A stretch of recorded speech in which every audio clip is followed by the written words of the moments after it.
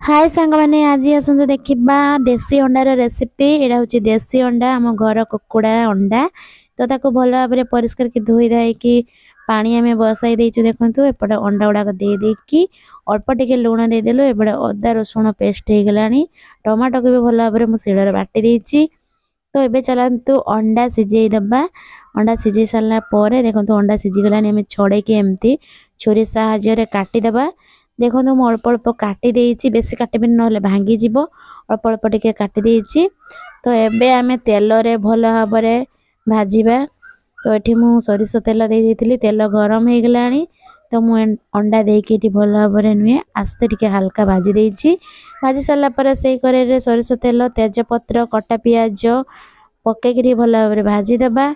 एबे टिके कसुरी मेथी देके अदा रसुण पेस्ट को दे देबा। देकी भलो भाबरे टिके मिक्स करला परे हळदी गुंड, जीरा गुंड, धनिया गुंड, लंका गुंड देकी बाटी के रखिथिबा टमाटो को दे देबा। दे साला परे देखंतु हमर मसला केते सुंदर हे गलानी। मसला रो तेल छाड़ी गलानी। एबे हम अल्प टिके पानी दे देबा। पानी दे साला परे आउ टिके पानी दे देबा, काहे कि ना एकाथरे पानी देकी अंडा को पकाइबार अछि आ फुटैबार अछि। तो पानी हमर जेतिकी दरकार मु सेतिकी पानी दे देछि। एबे सबुतक भजा होइथिबा अंडा को दे देबा। देकी टिके भलो भाबरे मिक्स करके फेंटाई देबा।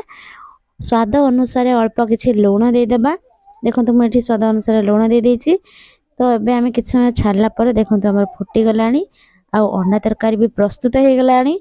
आपण मानको जदी रेसिपी टी भलो लागे आपण नियति बनै की खांतु। मु तो बनै की खाइतिले, बहुत टेस्ट लागुतला। मु आपण को सब वीडियो रे कहि छि जे खाइ सला परे ही मु आपण मानको देखाय, काहे कि ना जेटा ठीक लागे सेटा ही देखाइ थाय आपण मानको। तो आपण माने भी निश्चित बनै की खांतु।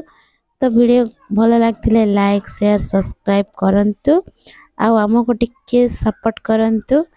तो वीडियो जदी भलो लागुछि ताले नुवा नुवा वीडियो देखिया पई हम चैनल को टिके सब्सक्राइब करंतु।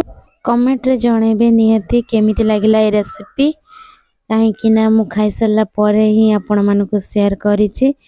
तो मते बहुत बहुत भलो लागिथिला। मु आशा करछि आपण मानको भी भलो लागिवो। रहिली नेक्स्ट